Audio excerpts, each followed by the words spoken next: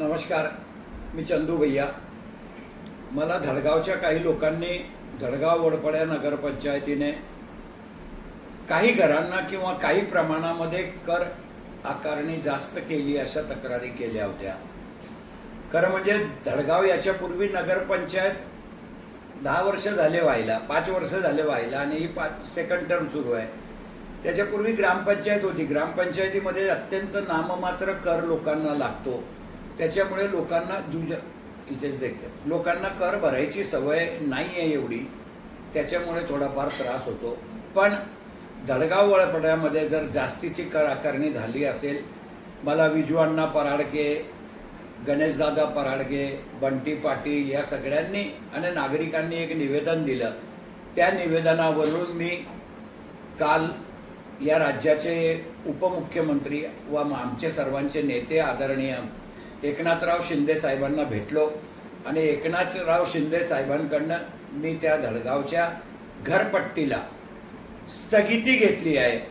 त्याच्यामुळे ही वाढीव घरपट्टी आता धडगावच्या एकही नागरिकाला भरावी लागणार नाही. काही लोक राजकारण करतात आहे, आता ते पण नगराध्यक्ष राहिलेले आहेत, त्यांना माहिती आहे नगरपालिका कशी चालवतात.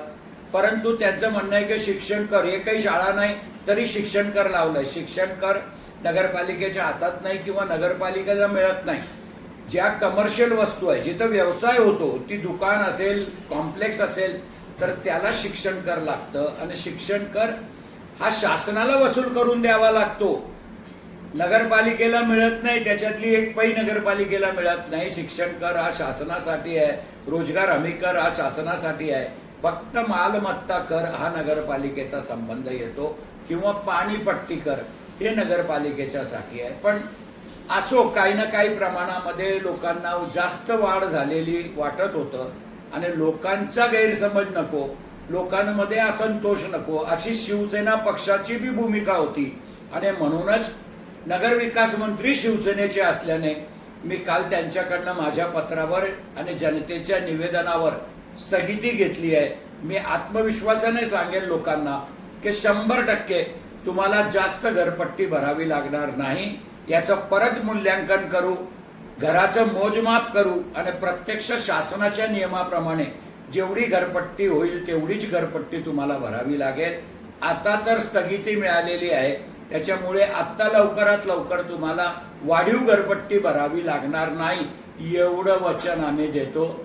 शिवसेनेचं वचन हेच खऱ्या अर्थानं असतं आणि म्हणून आम्ही सांगितलं तर तुम्हाला भरावीच लागणार नाही घरपट्टी. तुम्ही काही काळजी करू नका. तुमची काळजी करण्याची जबाबदारी सुद्धा आमचीच आहे आणि आम्हीच तुमचे लोकप्रतिनिधी आहोत किंवा आम्हीच तुमचे खरे मित्र आहोत. त्याच्यामुळे या गोष्टीचं राजकारण न करता जिल्हाधिकाऱ्याला स्थगिती द्यायचे अधिकार नाही, जिल्हाधिकाऱ्याला निवेदन देऊन काही उपयोग होत नाही, हे माजी नगराध्यक्षाला सुद्धा माहिती आहे. परंतु तरी सुद्धा माजी नगराध्यक्ष तिथं गेले आणि ज्यांना स्थगिती द्यायचे अधिकार आहे ते महाराष्ट्र शासनाकडे मी माझी भूमिका काल मांडली आणि मला अभिमान आहे की माझ्या नेत्याने काल स्थगितीचे आदेश दिले. उद्या स्थगितीचे आदेश निघतील आणि ते आदेश सुद्धा मी धडगावच्या जनतेपर्यंत व्हॉट्सअपच्या माध्यमातून पोहोचवेल. पण कुणीही काळजी करू नये, तुम्हाला वाढीव घरपट्टी भरावी लागणार नाही, हे चंदू भैया आणि पराडगे परिवाराचं वचन आहे. एवढंच सांगतो आणि थांबतो. जय हिंद, जय महाराष्ट्र.